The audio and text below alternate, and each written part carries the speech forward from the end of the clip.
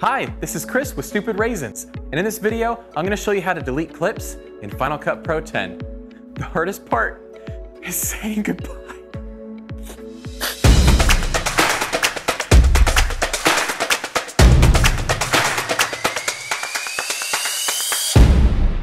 Now I'm going to share with you the many different ways you can remove clips from your timeline. Also, how to effectively use the Lift from Storyline feature. And I'm going to show you a great way to save space on your computer by getting rid of rejected and unused clips on your hard drive. Let's go check it out.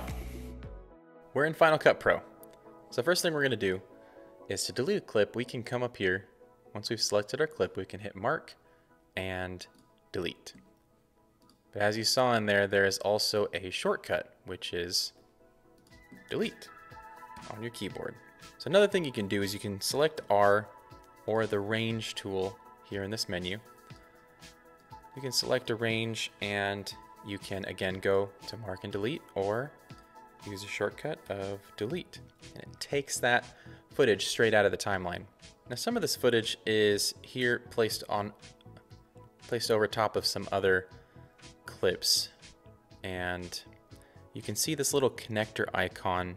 So say we wanted to delete this picture of the car, but we wanted this car's title here to still remain. What we could do is change where this connection point is at. And to do that, we just do Option Command click, click. You can see how it's moving its connection point, and then we can take this and delete it, and the title stayed where it was. Another thing we can do is lift this clip from the storyline, which we can right click, lift from storyline. We can also do the same thing with Option Command and the up arrow. You do the same thing with the down arrow to put it back to the storyline, and it automatically overwrites it. So if you see this here, you can actually set this to overwrite to primary storyline. You want to be careful of that because everything underneath it is going to get overwritten. One benefit of lifting from storyline means you're not held to the same rules that you are on the primary storyline. The primary storyline is a magnetic timeline. Everything constantly shifts to the left. So this gives you a chance to adjust your edit, and then you can select multiple clips and you just overwrite them to the primary storyline. Option Command down, and boom, you have your edit there. All right, so let's say I'm in the browser and I'm like, you know what, some of these clips I don't need anymore. Let me delete that one. And let's select that whole thing and delete this one. Now, those clips didn't disappear completely. If we go up here to this option, we can go to all clips, and we see they're in here with the red line. Now what that red line is just means that it's been designated as rejected. But if we find that those clips are still here, but we want them gone off the hard drive, maybe they're a pretty big clip, maybe it's 4K footage, or 30 minutes plus of footage, and you just have gigs of data that's being taken up.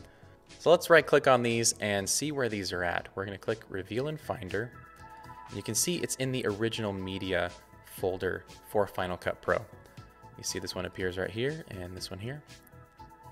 So what we're going to do is we are going to take both of these, we're going to right click and move to trash. We can bring that Finder window back up here. So again, we're checking back in this original media folder. It looks like one of them did not delete. It could be because I was selecting multiple, but if we know that we really do not need that, we can move that to trash. If you're finding this helpful so far, just know we release new content all the time to help with your Final Cut Pro projects. Now while you're busy filling up that trash can with unused clips, subscribe to our channel and hit the bell to get notified when we release our next video. I'm going to show you another trick to save space on your hard drive, and that's going to your project file, clicking on it. We're going to go up here to File and Delete Generated Project Files. So this is giving you a little update here. You have a few options. Files will be deleted from all locations, both inside and outside the library. You cannot undo this command. So we have these three options. We can delete the render files, the optimized media, and the proxy media. Proxy media you may have selected What that does is gives you a lower quality file to edit with. Let's say you're working with 4K and you have an older computer. You're going to want to use proxy media. That way you're editing using a lower quality file, and then later when it's exported, it uses the original file to create your final export, but it saves you in that editing all that memory. So optimized media is the Apple ProRes 422 format. It's transcoded into that to help with editing performance. So those media files, they take up a lot of space on your computer. They are optimized after all. And the render files is just every time that you make a change, like a major change, maybe you click on stabilization for a clip, and it will start to render that out once your mouse stops moving. All those render files, every time you've changed those things, all those things just build, and build. So by doing this, you delete all that. And what you want to do right away is close the library. That way you do not end up with Final Cut Pro automatically beginning to render again and adding all over to that project file. Wow, now that you've learned how to delete clips in Final Cut Pro, I've made another video about how to add text to video in Final Cut Pro. Click here to check it out.